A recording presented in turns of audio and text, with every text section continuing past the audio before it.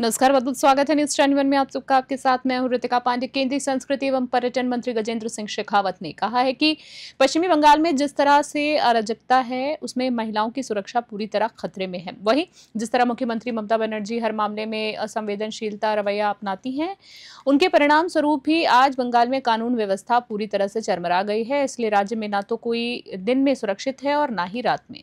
देखिए, बंगाल में जिस तरह की परिस्थितियां हैं, न वहाँ दिन में कोई सुरक्षित है न रात में कोई सुरक्षित है।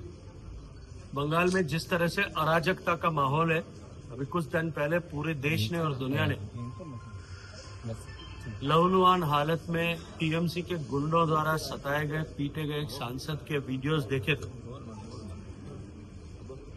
महिलाओं के का असुरक्षित होना और महिलाओं पर इस तरह का दुराचार होना बंगाल में अब कोई नई घटना नहीं रह गई है।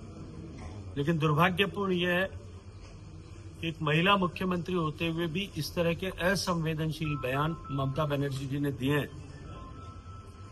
बेहतर ये होता कि वो उन दरिंदों के विरुद्ध कठोर कार्रवाई करके इस तरह का एक संदेश देती कि भविष्य में इस तरह की दरिंदगी करने का दुस्साहस करने से पहले भी शायद कई बार उसे सोचना पड़ता। लेकिन लोकतंत्र में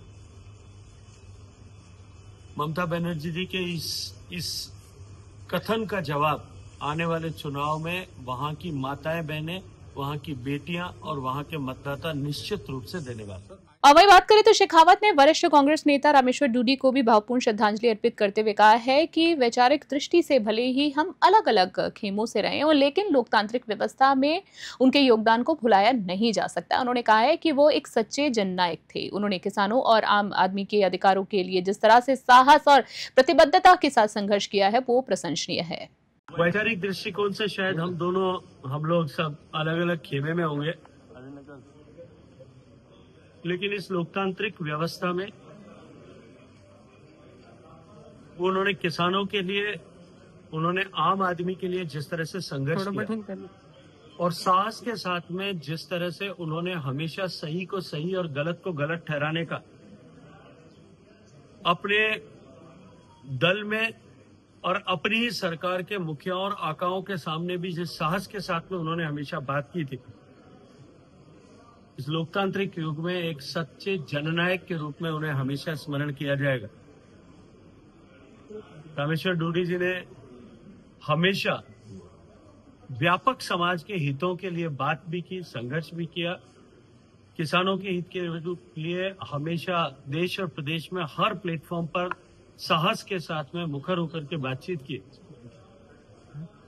और वो एक ऐसे नेता थे जिन्होंने विपक्ष में बैठा हुआ व्यक्ति अगर सही है और उसकी बात अगर व्यापक जनहित में है तो उसका समर्थन करने का साहस भी हमेशा दलगत राजनीति से ऊपर उठ करके दिखाया था।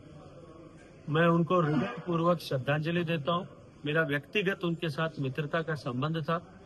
मैं उनके जाने से निश्चित रूप से मुझे इस तरह का एहसास होता है कि मैंने अपने परिवार के किसी सदस्य को खोया।